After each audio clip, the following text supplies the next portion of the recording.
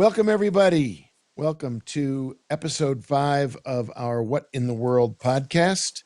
With me today, we have Thomas Plotzeneder in Austria, Uffe Elbaek in Hello. Denmark, and Jan Lapidoth in Sweden.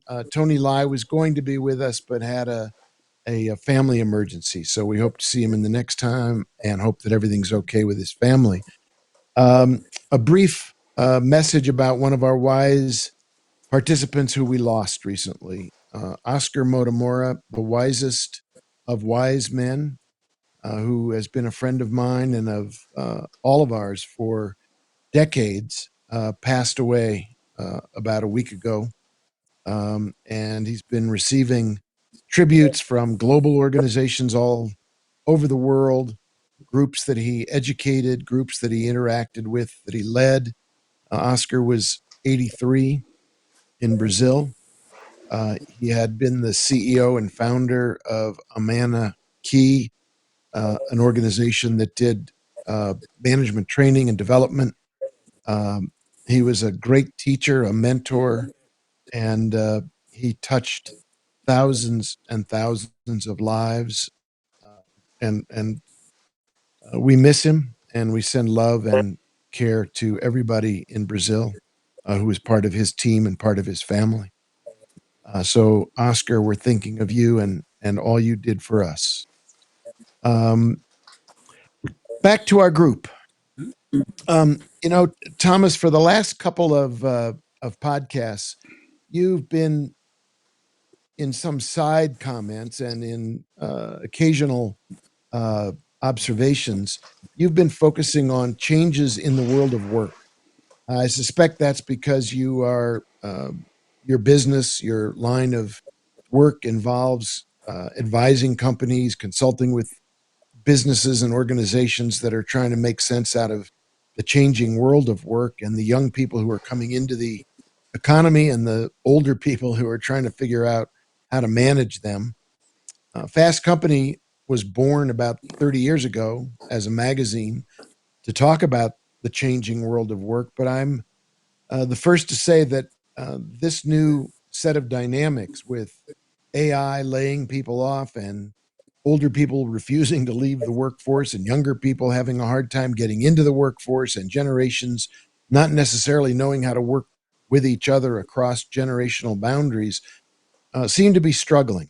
So, Thomas, why don't you kick us off and then we'll let Jan and Uffe weigh in on what they're seeing about this really basic part of my life, certainly, which is what does work mean to people and how does it add dignity and meaning to our lives while pushing forward on projects that matter to people.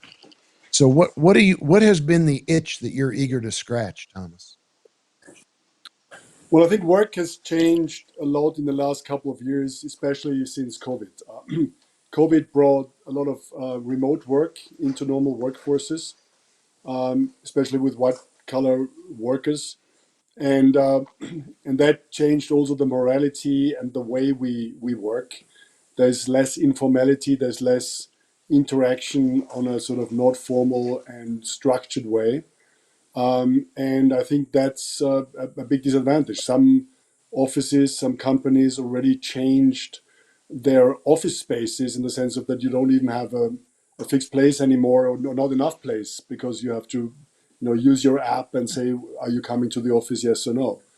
And I think that's not a very positive development. And it has also to do with two other aspects. One is that I have the feeling that the younger generation tends to tell the older generation, well, you are working in a different way. You're working too hard. There's nothing left for us. And by the way, AI will kill us anyway. And the old generation says, well, don't have the ethics we had. You don't have the hunger anymore we had. For us, work was a lot of fun. It was fun to be competitive. It was fun to have late night hours to work.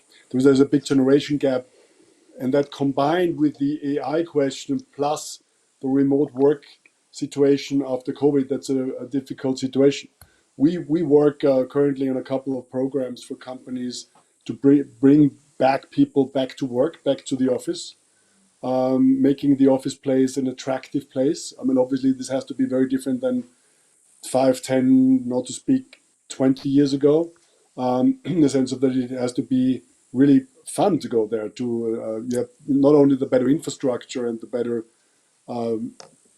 methods and tools, but also a place where you really want to go to work and engage with your colleagues and have interaction and this build. I mean, one more example we know from, for example, BMW a couple of years ago changed working spaces from different departments so that they have to cross each other when they print out something or go for a coffee or something like that, because they know that the informal exchange of information is so important to get to innovation. And if you're not at home and if you have remote work, or as we call it in Europe, home office, I know that's not the proper English expression, but there is sort of an Anglicism here used in German.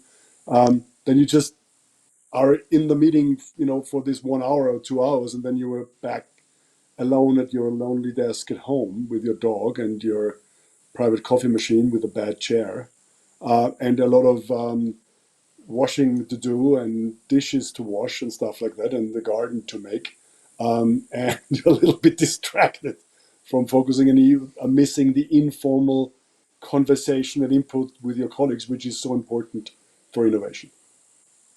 So that's a good way That's to me. tee it up. That's a nice scan of a set of issues. Here in the States, I can add some more. There are articles in the paper quite frequently, all papers saying this is the worst time in memory for young people to look for a job.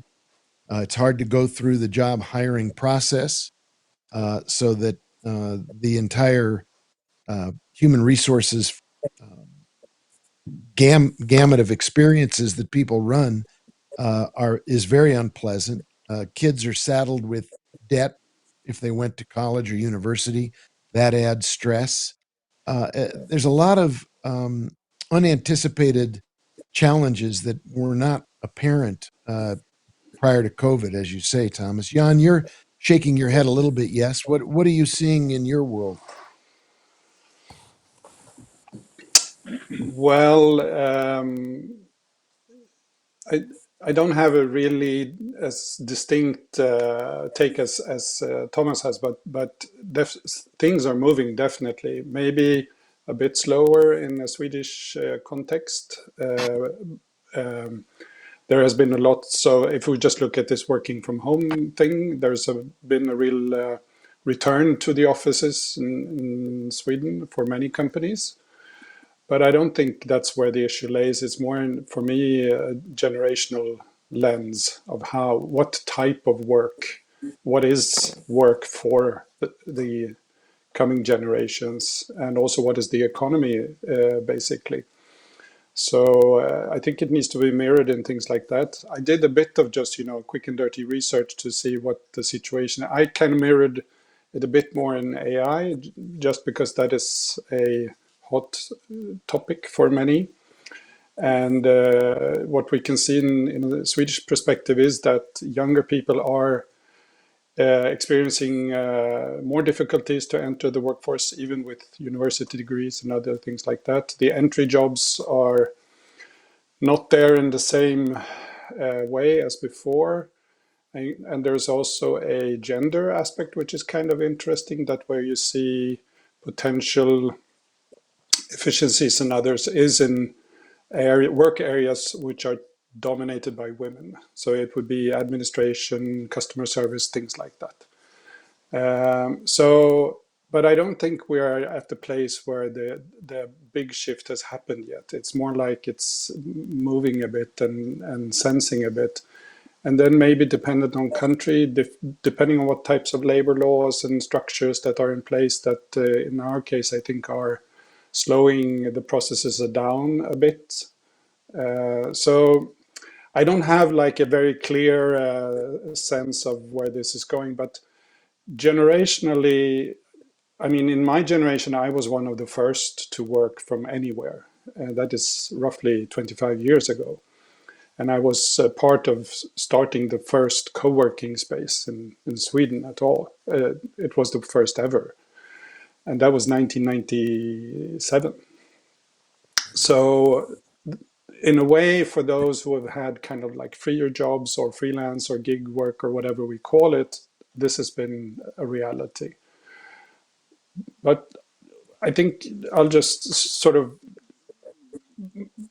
bring in also the perspective of that with, as I understand the values of the younger generations now, they are in a way more, they have another take on identity. That's perhaps what I'm trying to say.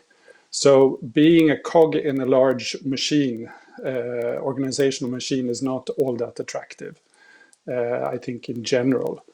So the larger companies are most likely having to automate because nobody's going to want to work there anyway. And also when I just look around the young people I have around me, it's also, I mean, what do we need a career for?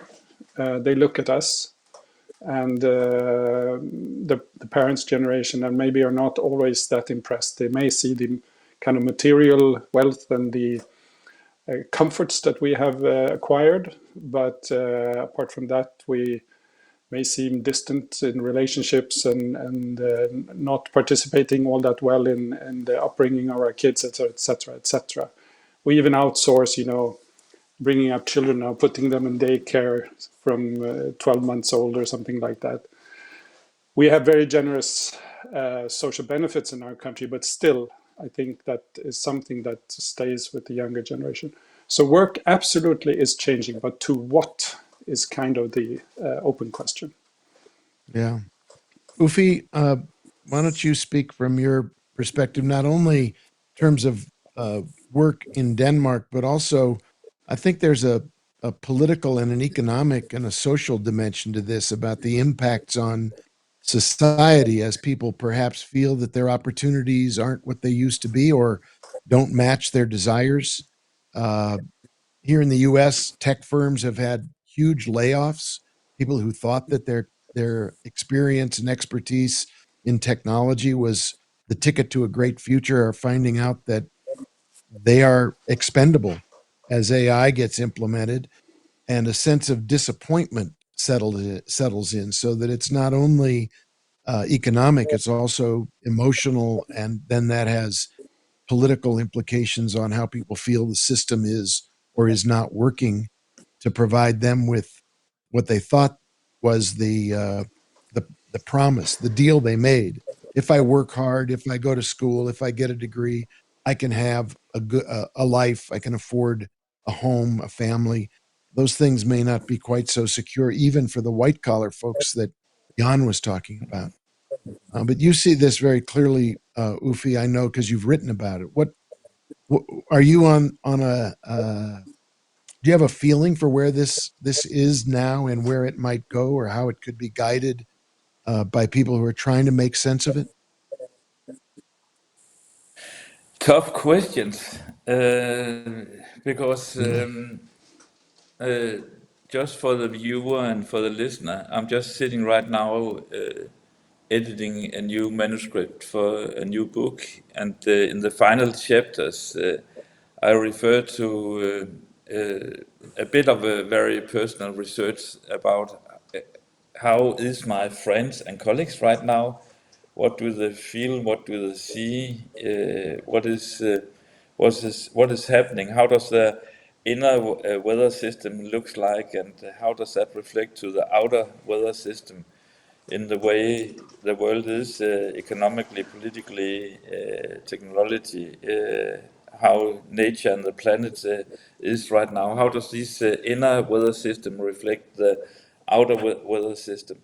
And of course, I could take on my political hat and come with a very sharp economic and political analytic approach to that. This is a consequence of our capitalist economic system and the way it runs, and why it's collapsing because we have hit the limit of how we can both use the natural resources but also the human resources. And I can elaborate a bit about that if that is meaningful. But overall, the response when I ask people how are they right now, there is this feeling that something is ending and we can't continue the way we're doing. There was one quote saying that one of the people I talked with said, it's like we are driving a car, just we are collapsing into a wall and we don't turn the car. It's like we're going straight up against the wall. On all the ways you can imagine a wall, natural resources, our mental health, our social relationships, etc., etc. There was also one who quoted saying, "Everyone is completely standing still, even if everything is going extremely fast." This weird feeling that we are completely stuck, and at the same time, everything is very fast. And so there's this feeling that something has to change, and something is dying. Both our inner imagination about that society can look differently from the version we know today. People are much more. It's much more easy for people to imagine that this is ending like that we are burning up the planet than have the capacity to imagine that we are able to solve it. And all this, I have to say, is a very Northern European / Northern American psychological drama. Because if you go to India and see how the young people are protesting and rebelling against Modi, there's completely another perspective, and that's also why it's a shame that Tony Lay is not here in this conversation, because I'm really curious how everything looks from, for example, Asia or India or Africa. But anyway, something is ending, and there was also in all these conversations there was also an underlying feeling for can we can we can we restart the system? Can we say that this is it, and we have to turn the button and see, can we restart the system? Can we reimagine work? Can we reimagine social relationship? Can we reimagine politics? Can we reimagine culture? This feeling that can we restart it? Because this is not working. And so that's what I'm feeling right now when I speak with people. And this quote saying that everything is completely standing still, and at the same time everything is very fast. I really like that framing, and so if I should reflect to what you said, Jan, about young people, that they want another value system, or they want more purpose-driven workplaces, etc. I think that goes across gender and cross generation. Again, speaking from the Danish society, there's the feeling of loss of meaning, that the meaning of work has lost. It's a completely different context than when we guys met back in the 90s, where we thought everything was going to be 200 years of golden developing. We were totally fall in love with Silicon Valley and the tech companies and Apple, and I promoted Apple like I was a discipline of Apple and Steve Jobs, and now see where we have ended that. that all the tech guys has taking over not only our economic and emotional life, but also our political life through what is happening in US. So it's really an interesting moment of our civilization. How can we imagine the next society? Yeah. I'm glad you mentioned Asia, Uffe, because uh, Tony invited me to give a speech there a number of months ago. And I had an opportunity while I was in Singapore to tour one of their colleges. It's the equivalent of what in the US would be a community college, where you're essentially going to school, but you're primarily focusing on skills development and workplace opportunities. And I did not pick up any of the things that are rampant in our conversation about Western countries. The sense that the same dynamic that has driven Singapore to develop so rapidly and with so much energy and competence and skill and drive. That was what I saw in Singapore at that time. I Mm. didn't get, I really didn't uh, feel from that visit in particular to that community college type setting. And then the conference that I was attending, which was all about public private partnerships to make a difference in Singaporean society. A lot of the things we're talking about as happening in Europe or in the US did not come across in Singapore at all. The other thing I would say is that, I'm glad you mentioned what we were doing 30 years ago, because all the things that you all have mentioned about work that's more meaningful, workplaces that are more conducive to interaction and collaboration, all of that was in issue number one of Fast Company magazine. That was our mantra. Work is Mm. personal, computing is social, break the rules, do it a different way, get rid of the old hierarchies, be an entrepreneur of your own work life. Um, that was the promise of Fast Company, Volume One, Number One. And here we are post COVID. And I do think Thomas is right to put a pin in the calendar around COVID, because I remember sitting here in my home work office uh, during COVID thinking, how are people going to make a living? How are people going to even put food on the table?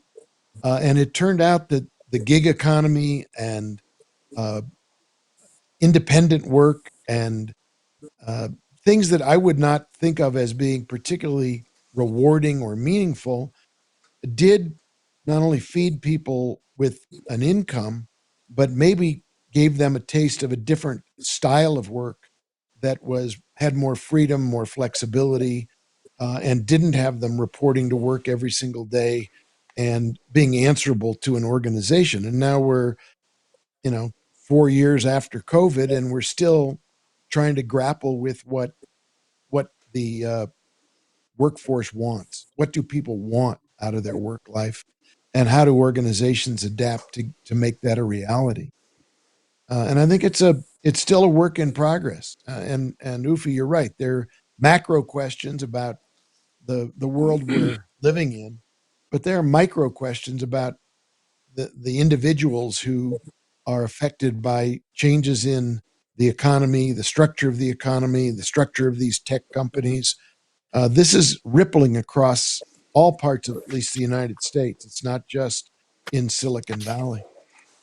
So, Thomas, what you've Could, been chewing on could this. I could Yeah, I go ahead, add Uffe. just quickly, Alan, because there was part of the picture here in Denmark, Copenhagen. I didn't get really across because there's one super interesting, very positive tendency among the young people I'm in contact with, and that is that they are starting. A new company is up that is driven from the principles of the co-op movement. so what is happening right now is that we see really a lot of new co-op owned companies where and when I say young people, that's late 20s, 30s, try to create a new kind of workers-owned companies or membership-owned companies, which actually reflects or is an echo of what we saw, at least here in Scandinavia, back in 1850s up till 1910s, where you saw this new co-op movement created all kinds of interesting companies, from diaries to banks to whatever. And that is, I think, for me at least, one of the most positive environments I've been in contact with for the last couple of years is this environment of all these new co-op owned in different hybrid ways of ownership owned companies, where which is extremely value based and extremely purpose driven. Uh, and that is something that gives me hope at the moment, is this new wave of rethinking ownership and decision making in all these new startups. That's very, very positive. Actually, I love it. Yeah, it's good to see. It's good to see some green shoots coming out of the ground that take us both in old ways, something back in the 1800s, but also a new form and a Yeah, new yeah, structure to it.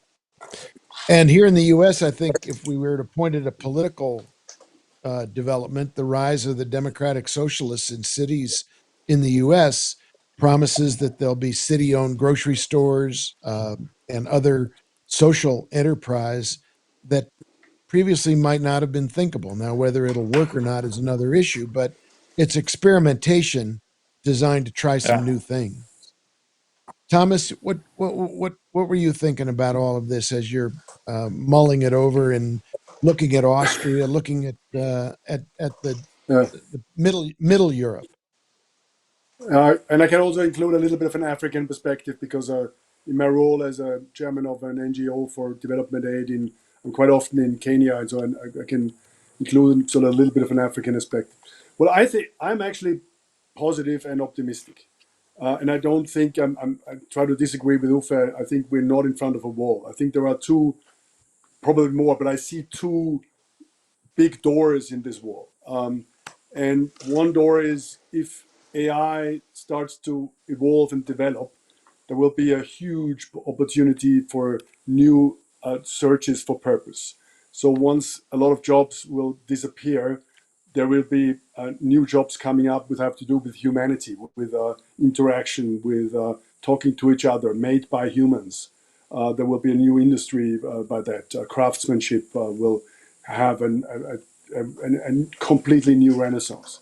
And the second door, which I see, is the energy transformation, which obviously in Europe is a big thing, a big discussion. Some say went too fast or too early because of all the wars hanging around at the moment.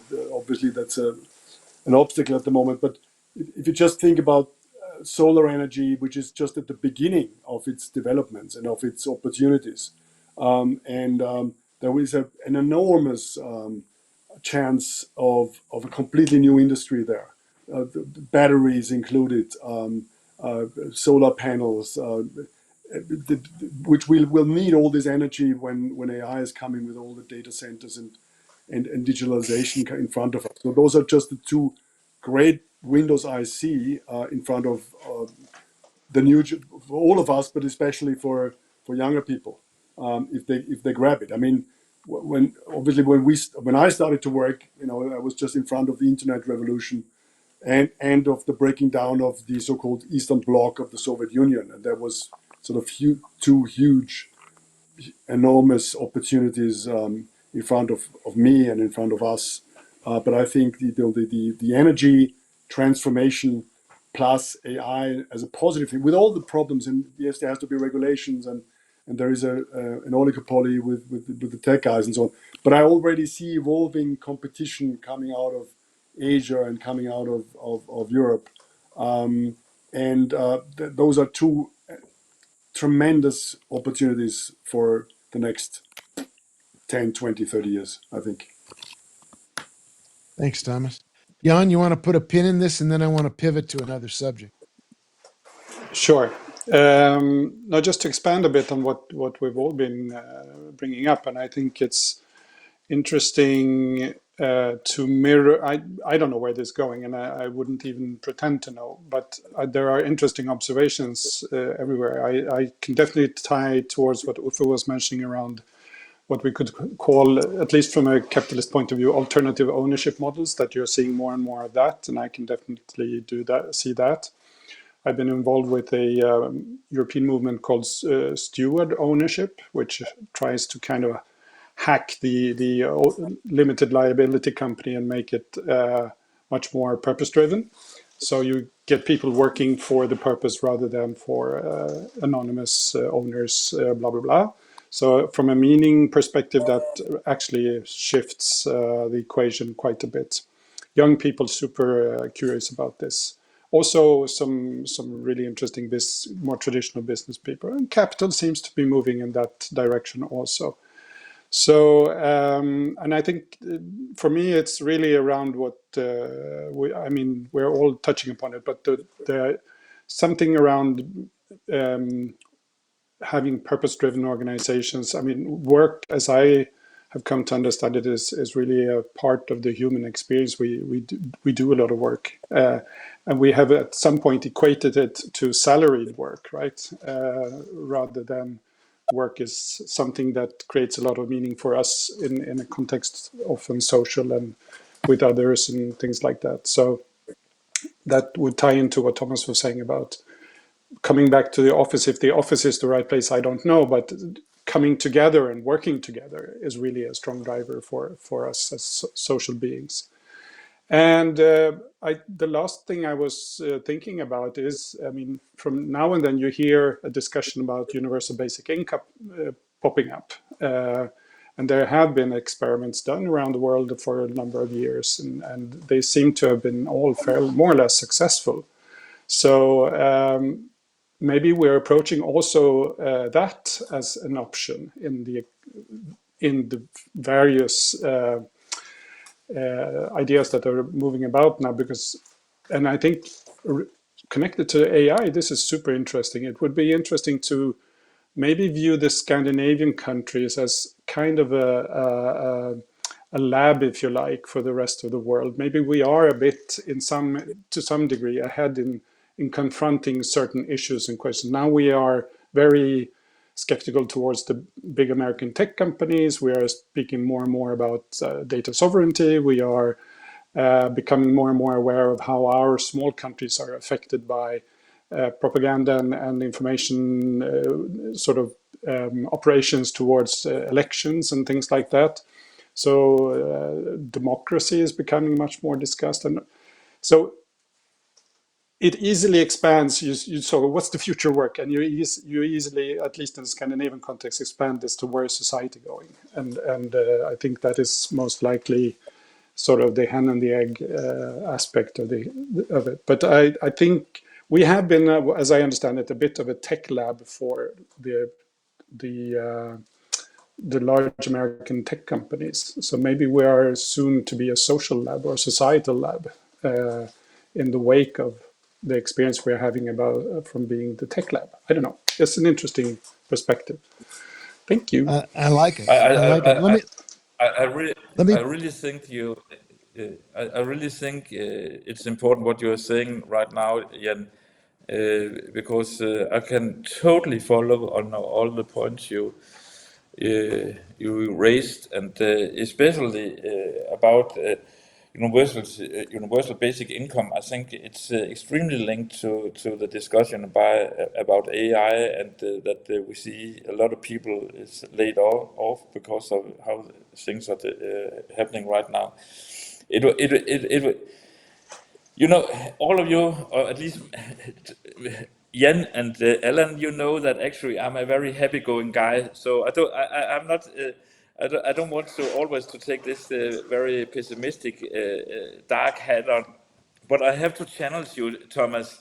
I have to challenge you because we're sitting right now here in the middle of the summer, and we have gone through at least two extremely tough heat waves in Europe, and I can imagine that it's the same situation in the US. Right now, we see wildfires go completely berserk in France and Spain. So I don't know actually how we're able to cope with that. That something extremely dangerous are happening right now. If we look at the environment, at the same time we are talking about the possibility about AI. It's like for me, it's actually a very difficult space to navigate in, that we can see the opportunities when we talk about work and what positive can come out of AI, and we talk about emotional economy, and we talk about whatever we're talking about. And then at the same time, we see thousands of people right now when we're speaking who has to leave their homes in France and Spain because they can't control the fire. And why? Because because of the way we have used our economic system and our tech fantasies, we see where and consumption, the way we consume, etc. We have created this extremely dangerous moment. And then we try to say, but oh, see now the price of solar panels are coming down. Yes, but what happens at the same time? I want to show you the front page of a newspaper here in Denmark. I see I can't see myself, so I don't know how to do it. There are two front stories at this. It's like the Danish New York Times. It's called Politiken, and it's like the Dagens Nyheder in Sweden. There are two front page news. It covers the whole front page. One is that right now Google are using more energy than the whole of Denmark. That's a lot, and it's just going up through the roof. Why?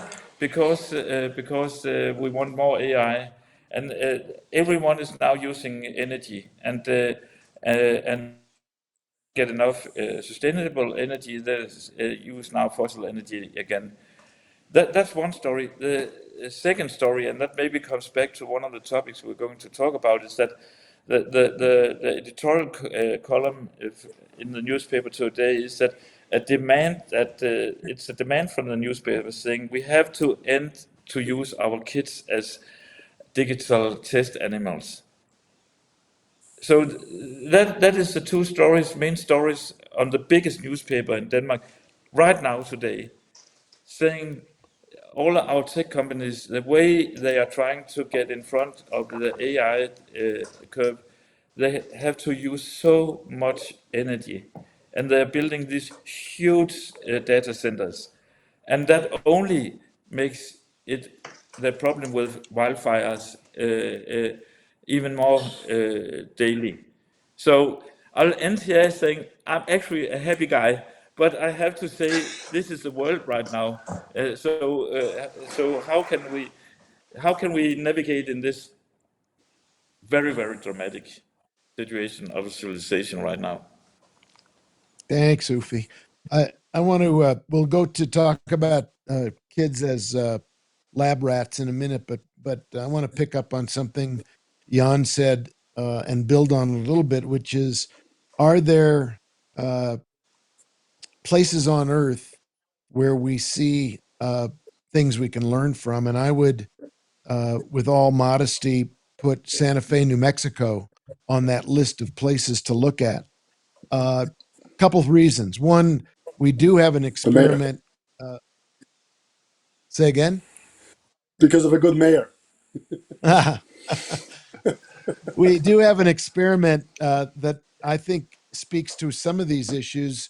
Uh, it's not a universal basic income, but it was a guaranteed income for 100 young people, 30 years old and under, who had a family and were enrolled at a community college to learn a skill, to get a diploma, to get a certificate, and then go into the workforce.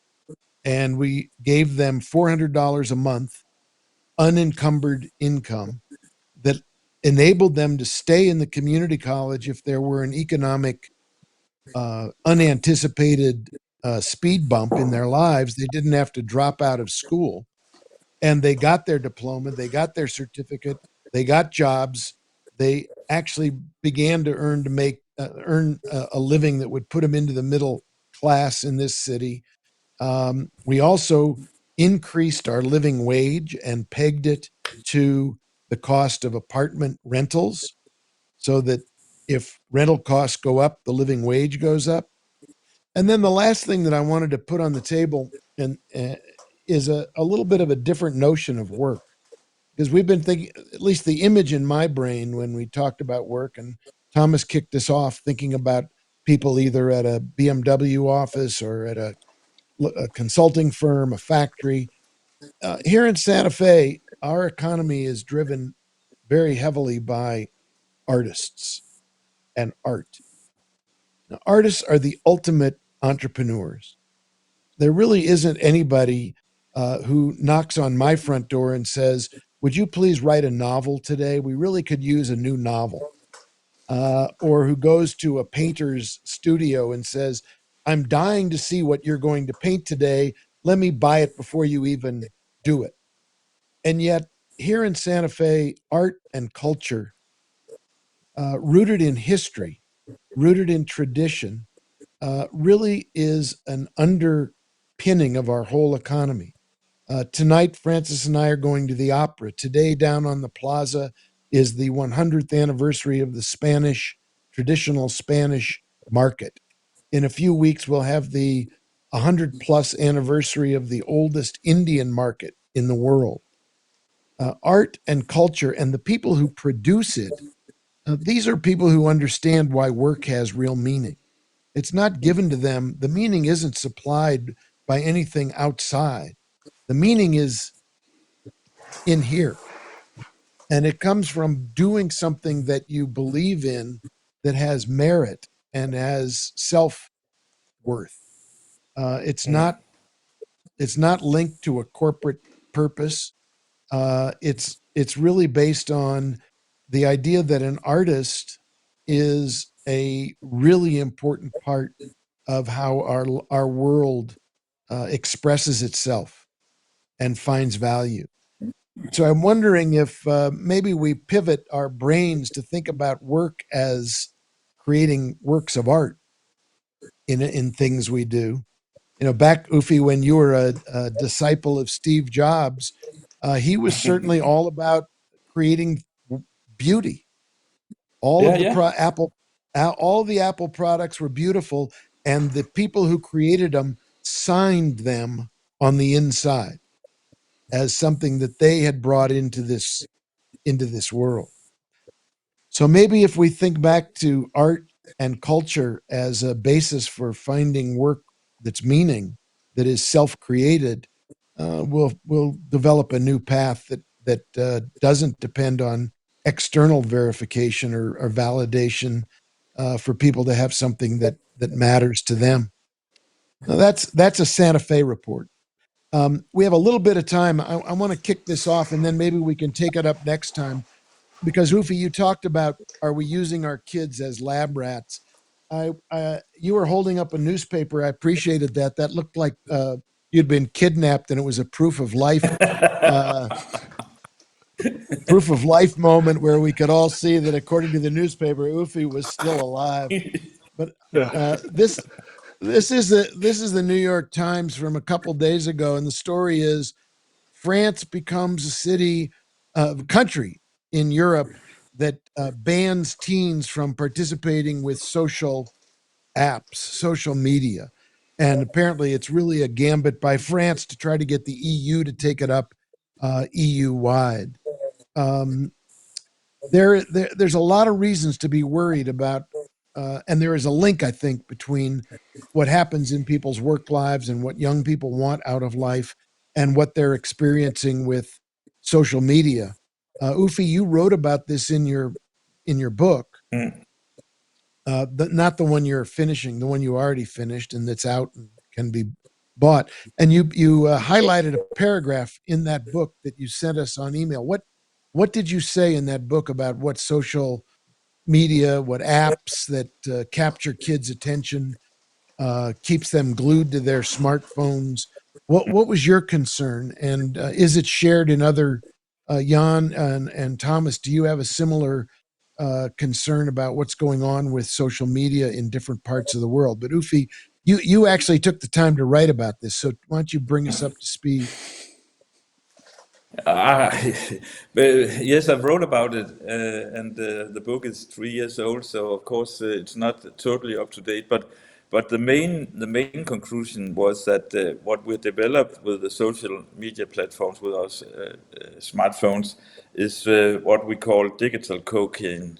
It's like we have completely been addicted to our smartphones, and we have seen for the first time a generation of young people that are spending so much time looking down instead of looking up. Uh, and actually, I use that picture as a very dramatic way of describing what is happening with a civilization when everyone is bowing their head like they have got a new master, instead of standing straight up and looking into the other's eyes. And part of it is, of course, that again back to our that discussion about our tech companies is that they have developed the programs they have developed is Algorithm, yeah, the exactly algorithm, Algorithms. yeah, yeah. exactly that it's like they get us addicted, and which means that we see not only young people but us all disappearing into the to digital space, and there are news every day about that people start to have even dates with digital dates instead of real dates. They have serious personal discussions with their digital coach instead of with their friends and colleagues and family members, and and for me, it's a super scary scenario compared to the movie Matrix. That people want to live in a digital reality because it's more easy, and because real life is messy, and you'll hear arguments you don't like, and you will have to solve conflicts that is not the case if you are just living in your own meta space. And again, back to some of the things I talked about before, what we actually need to solve all the problems we're facing is very, very smart people who are able to work together and to solve solutions.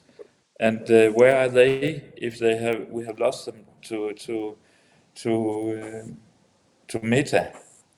Um, that's and on a more day-to-day political level, also in Denmark, the government will do the same thing as they have done in France. So it's this is a mainstream discussion in Denmark. How can we change that development? But you won't do it without also making very, very sharp demands to the tech companies, and then suddenly it's a very, very huge conflict between Europe and US. Who else? Who has a take on what's going on with social media and what it's doing to kids? There's a lot of writing about it in the U.S. Jonathan Haidt wrote a whole book about it. focusing more, Uffe, on kids than grown-ups because of brain development, habits, learning habits, Of work course, of course. habits, social habits, and how kids do get the question is, what are the unintended consequences of social media? Does it produce kids who are insecure, kids who are only worried about what they look like on swipe right, swipe left? Am I cool enough? Do I fit in? Am I Yeah, yeah, yeah, am, yeah, all yeah, of those? Go And ahead. no negative. just to a small add on it, because you can see that all the curves when we talk about loneliness or people get mental problems, etc. All the curves goes up at the same time around 2010, 2011. And that's where most people, at least in our part of the world, started to have smartphones. So there's something totally linked between social media and people's mental health, and we just have to stop it. We have to do something, and we have to do it on an individual base, but you also have to do it politically. Thomas, what are you going to add to the conversation? I mean, this time I totally agree. There is a law, by the way, was passed in France, I think last week, for a ban of social media for kids below, I think, 16, and I think that's a good thing to do. I think uh, there's a lot of danger. I mean, the danger is you in your own bubble. The algorithm only gives you what you want to see, or what gives you heat in your aggressions. You live in your own little world. You have more difficulties to interact in reality. You actually sometimes have difficulties to distinguish between reality and digital reality. So I think you have to have the maturity and the education to cope with social media in the right way. Like it's like alcohol or a car or driving a car license. I think you need even a little exam maybe, before you go and drive a motorcycle or a car. You also have to do a little exam, and maybe that's the right thing to do before you enter social media, because and social media obviously, especially through the boost of AI, even changed again over the last couple of years, because it's now almost impossible to distinguish between AI content and normal digital created organic content, which it makes it even more difficult. I mean, I saw yesterday a glimpse of the correspondence dinner with Mr. Trump, where he announced that he will um, be a candidate for the next election again with his cap with the year. And I at the beginning I thought that must be it's just not possible, because there was no reaction from the audience there. Then I saw it in three different channels, and obviously it was true. But I have sort of a little bit. I'm cautious, and I have sort of my filters. But but I'm grown up, and I'm somehow educated. But if you're 12, 13, it will be much more difficult to distinguish what is reality and what is not real. And it's so easy to use it as an exit if you have problems. If you can hide in social media, uh, and it's also very dangerous, because it's a trap. And this is why I think we have to be very, very cautious, and really make education, and even make a little bit of an exam before you use it. Jan, what's in your experience with kids and social media? Well, I think what this highlights, because we have this trend in Sweden also with legislation coming now, it highlights two things, I think. One is the parenting perspective. Obviously, parents are having difficulties in kind of regulating health, creating healthy usage within the domains of their households and families. So, and maybe now we have a younger generation of parents also who grew up with these devices. So they are kind of also stuck in part of this problem. So the other is the school system and what its role is in terms of fostering, democratic individuals. At least in that's very central theme in Swedish school curriculum is to cultivate the democratic process and wise citizens, if you like. And apparently that is not working very well in terms of kind of helping. Let's say school is having trouble fending off all the various impressions that are given through their students from these digital devices into the classroom. So what we see now is that starting now, next semester, mobile devices will be banned in all high school, up to high school. So, no, sorry, second, let's say up to ninth grade, they will be totally banned. So that's one thing that's happening. And there is also preparation for legislation similar to the one in France, where estimates is that it will be in place by January 1st, 2028. So we're moving in this direction. I just saw a recent poll. 6, 7, 8% of Swedes are opposed to this development. So there's a huge public kind of force around this. It's like school and parents are screaming, "Help us, please!" by creating some structure. That's one way of interpreting what's going on.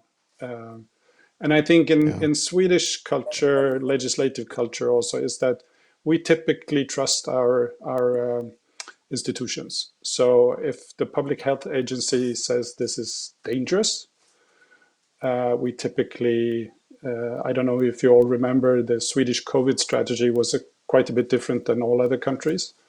And that was due to the public health agency reading the science and also trusting Swedes to make good judgment calls. And I think we're in a similar situation with this.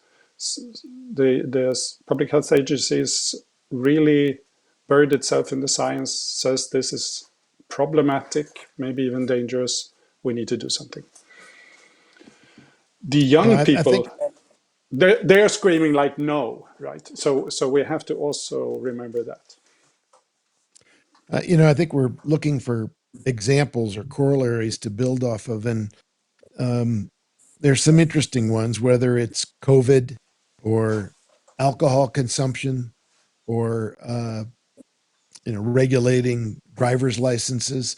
I was thinking about tobacco because riveted in my brain is the testimony of all of the tobacco executives that know tobacco, of course, isn't addictive and nicotine and none of this is bad for people. And they all stood up and put their hands up and swore that there was nothing wrong with it in a very cynical display of lying. And in the case of social media, I remember reading a book quite a few years ago about a course at Stanford that was being taught to do exactly what Uffe was describing. There was a professor with a very popular course at Stanford, for all I know, it's still going on, teaching the students how to addict people to the use of their smartphones, using algorithms, uh, doing what Thomas said, providing positive feedback. Oh, you like this, we'll give you more of it. You like this type of a site, we'll send you to that site. And also demonstrating that anger keeps people engaged more frequently and more deeply than any other emotion. So we've actually taught our people in this industry how to be cynical and how to create harm, just as we did with tobacco. Whether there's a regulatory approach with social media that works, obviously, people still smoke, people still drink and drive. So you can't uh, expect to completely outlaw it. But I think what you're all describing is a cry for help and a recognition that what we've taken for granted as, oh, this is just the next evolution of technology, has some very serious consequences on the lives of young people, on mental health, and I think also relates back to our conversation about what happens in the workplace. If you've spent all of your young years glued to a smartphone, expecting instant gratification by clicking or hitting a link or moving to the next cool thing, I don't know how that prepares you to stay on task or have a successful project you're working on, or as I said before, be a successful artist where you have to focus and stay on task in order to deliver anything. We're essentially creating attention deficit disorders as the new societal norm, where concentration and commitment goes out the window, and a chemical transaction in your brain that gives you an infusion of pleasure has supplanted all the other things that traditionally were the executive functions that let people grow up and succeed at life. So I think it's really worrying. I think it's incredibly troubling, but I don't know that legislation or uh, government intervention by itself is going to cut the mustard. I think there has to be a much more public health approach, like you're describing, on where people are alerted to the deep seated issues here, and then as a society, as a world, we look at ways to address the unintended consequences of technology entering our lives in such a pervasive way. Any last thoughts? We're running out of time. We can come back to this again in the future. I think these issues of work and mental health and political health and social health, Uffe, fires, environmental health.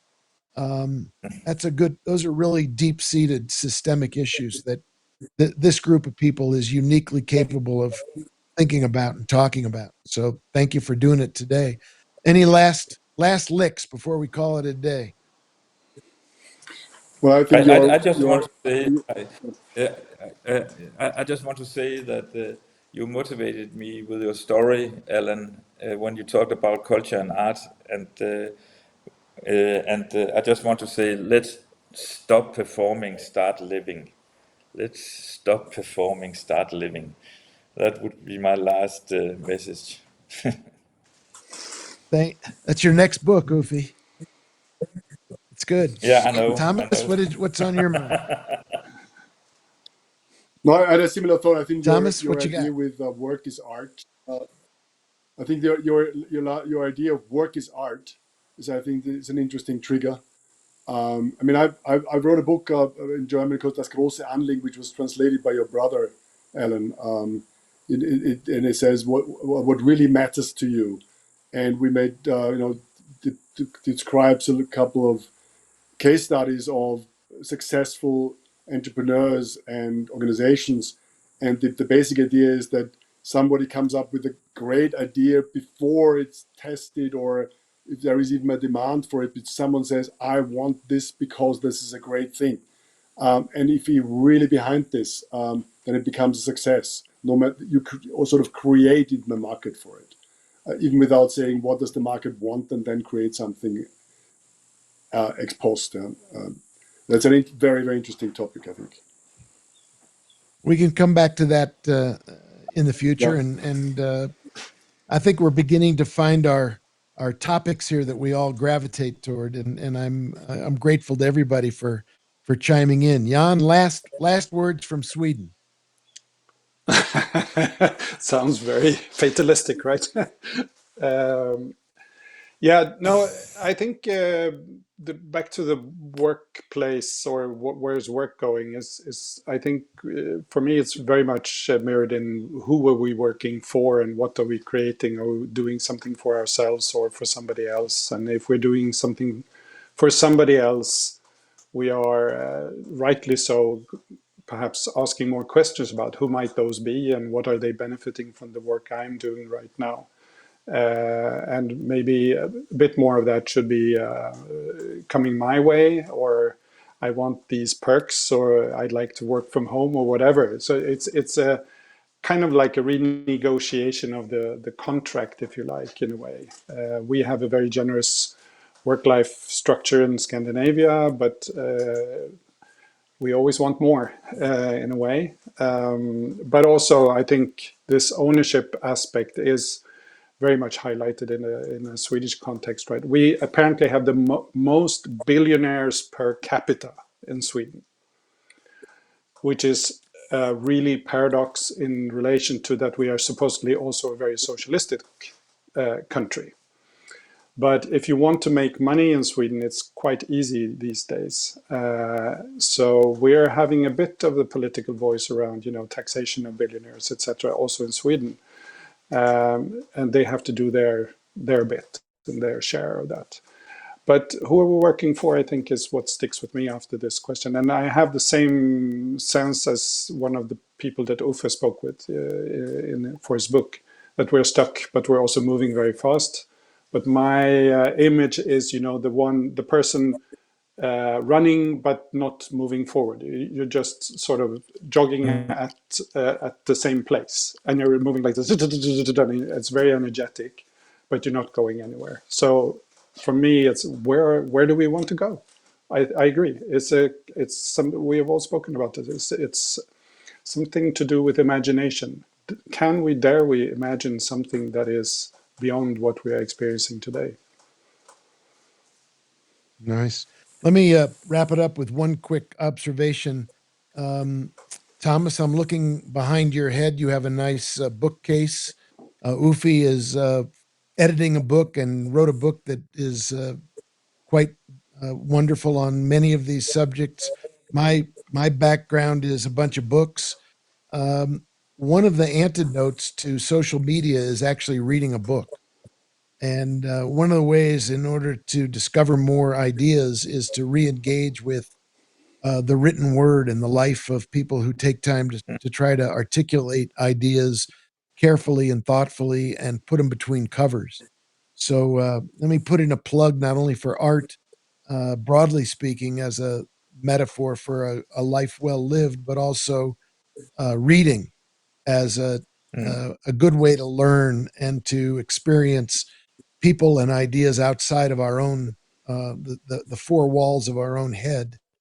Books continue to be a great repository of others' experiences, ideas, creative ways of solving problems. So if you do nothing else after you watch this podcast, go to your local bookstore. Don't go to Amazon. Go to your local bookstore and buy a book and sit home and take it home and read it. All right. Thanks, everybody. Great to spend time with you. We'll see you again very, very soon. Adam Weber, as always, thank you for producing our program. And one more shout out to Oscar from the heart.